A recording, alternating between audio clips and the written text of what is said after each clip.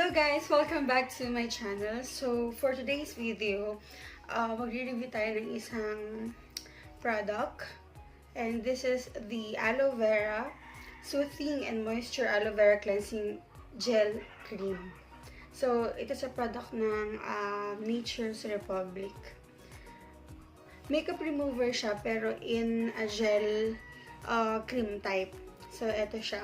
Kasi, diba, usually, ang favorite kong ginagamit is itong Garnier Micellar Oil-Infused Cleansing Water. So, bumili ako nito para i-try kung okay ba siya. Kasi ito, oil-infused siya. And then, ito naman, isa siyang gel cream type na makeup remover. And aloe vera kasi very fan ako ng aloe vera. Yung mist ko is aloe vera from nabili ko sa bench, and then gumagamit din kasi ako ng Nature Republic na aloe vera gel na ginagawa kong face mask every night. Ayan, so sakto na naka makeup naman ako ngayon. So, let's try kung makakatanggal ba siya talaga ng makeup and how it works. Ayan. So, kasi tingnan nyo naman yung aking micellar oil infused na favorite kong makeup remover. Paubos na siya. Actually, pang ilang bottle ko na to. And super satisfied ako dito and love na love ko to. Pero, bigyan natin ng pagkakataon. Let's try another product. So, ang directions niya nakalagay dito sa likod. Gently massage a small amount over face and wipe off with tissue. Wala siyang nakalagay guys kung gaano siya karami, kung ilang ml or what. Walang nakalagay. So, eto lang siya. I don't know kung ilang ml to. Okay, so let's start. Ayan, ganito siya. Yung consistency niya, medyo runny and watery siya. Okay, so, nilagay na natin siya doon sa ating face.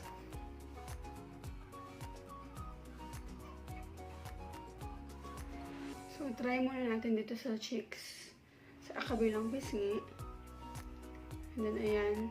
Then, massage daw natin as, nasa instruction.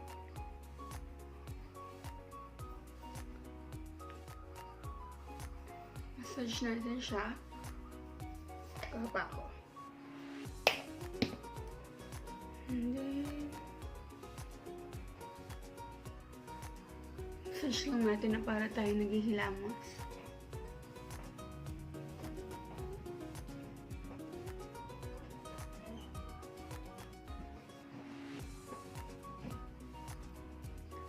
I-zoom ko siya guys para makita ninyo. May na-massage ko siya. Alam niyo yung pag may na-massage ko sa face, para lang siyang lotion. Ganon yung feeling na may na-massage siya sa mukha mo. And yung amoy niya, aloe vera talaga. Yung kaamoy din siya nung aloe vera gel na nasa tub. Ganon din yung amoy niya. So, try natin punasan ng tissue. Itong nalagyan ko ng cleansing gel cream. And then, wipe down natin siya.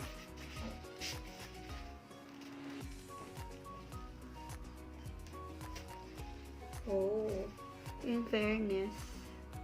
Ayan.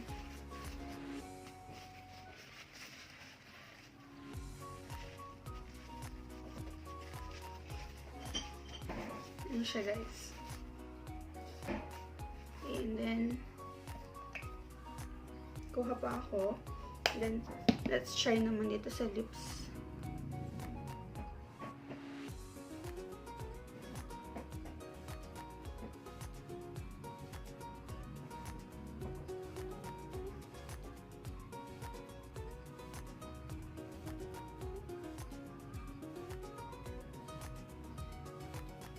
And then, let's wipe ulit. Dito naman tayo sa kabilang side.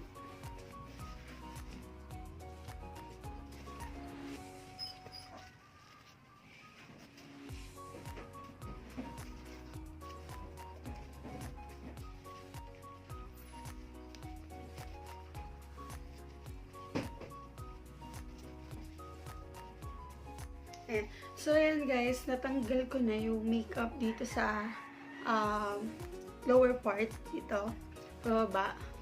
And ito yung kanyang natanggal na makeup sa face ko. Ayan.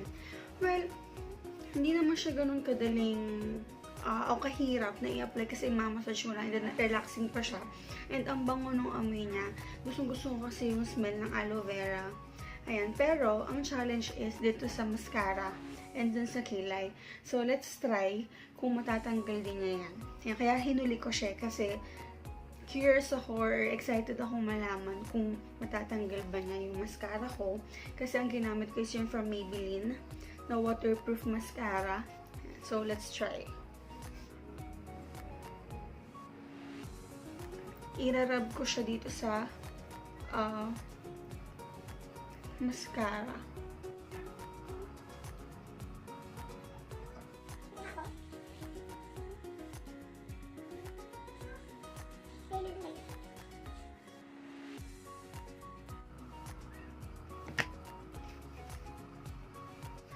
Ayan, so natanggal nga niya yung nasa yung mascara ko. In fairness, natanggal naman niya. Pero guys, di ba kanina dumilat, after kong minasage yung mata ko, yung sa may mascara part, dumilat agad ako ang hapdi niya. So, huwag niyong gagawin niyo. So, ang gawin niyo, i-massage niyo muna sa mata niyo and then punasan niyo na. Huwag na kayong dumilat para hindi na sumakit yung sa mata niyo. So, in fairness naman sa kanya, natanggal niya yung waterproof mascara ko.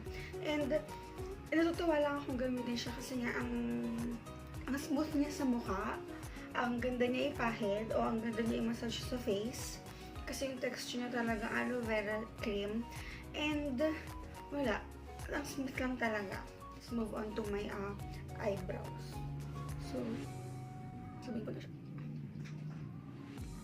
So, massage nyo lang. And then, iladamay ko rin dito sa may forehead ko.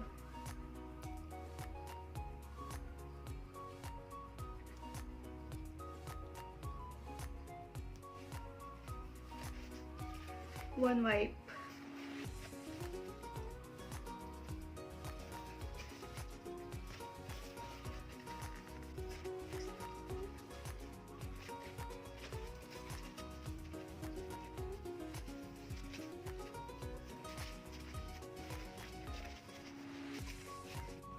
Yan, natanggal naman natin yung makeup ko using, of course, the Nature Republic Aloe Vera Cleansing Gel Cream. And, yan, ang lambot niya sa balat after kung tanggalin yung makeup.